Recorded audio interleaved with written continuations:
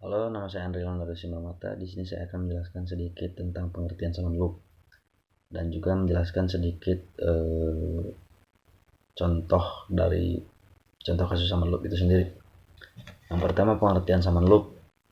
Summon loop itu adalah suatu tindakan pidana yang dilakukan oleh seseorang lebih dari satu kali tindakan pidana, dan di antara tindakan tersebut belum ada yang diputus oleh pengadilan.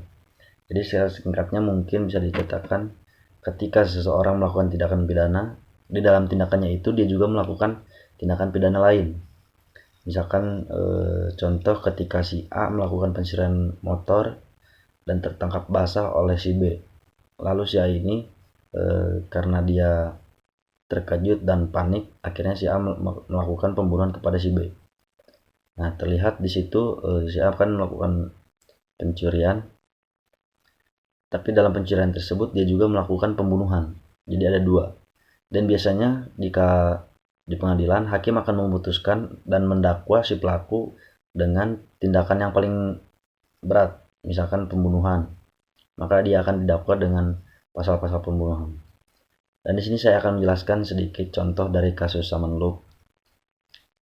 Pada tahun 2013, pada hari Rabu, suatu hari terdakwa berada di perkebunan sambil membawa parang. Tidak lama kemudian datanglah seorang korban, yaitu seorang siswa SMP yang berumur 13 tahun. Saat itu korban yang akan melakukan perjalanan pulang dari sekolah ke rumahnya.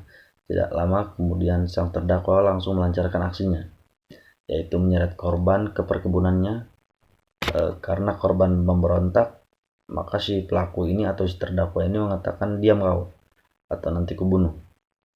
Setelah itu, karena korban semakin berontak, si pelaku ini atau terdakwa ini membawa korban ke semak-semak dan mengaitkan kaki dan tangannya si korban sampai korban terjatuh dan juga tidak bisa bergerak. Setelah itu si pelaku ini mengatakan, "Ayo main dengan saya."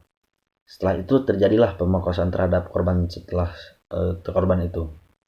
Setelah 10 menit berlalu selesai pemerkosaan tersebut, si gadis ini mengatakan, "Awas kau, nanti kulaporkan perbuatanmu kepada ayahku." Karena si pelaku ini merasa kesal akan hal itu, langsung terdakwa mengaitkan parangnya kepada leher si korban dan menggorok leher korbannya sampai hampir lehernya terputus, dan setelah itu korban meninggal dunia. Terdakwa pun menutupi mayat si korban dengan pelepah pinang, lalu dia pulang ke rumahnya dan bersembunyi. Tidak lama kemudian pihak keluarga merasa anaknya tidak pulang-pulang dan melaporkan hal tersebut kepada warga, meminta bantuan warga, lalu warga juga meminta bantuan polisi. Tidak lama kemudian polisi menemukan mayat si gadis tersebut di perkebunan si terdakwa tadi. Dan dalam kasus ini terdakwa didakwa oleh jaksa penuntut umum, yaitu pasal 340 KUHP tentang pembunuhan berencana, pasal 285 KUHP tentang pelecehan seksual dengan kekerasan.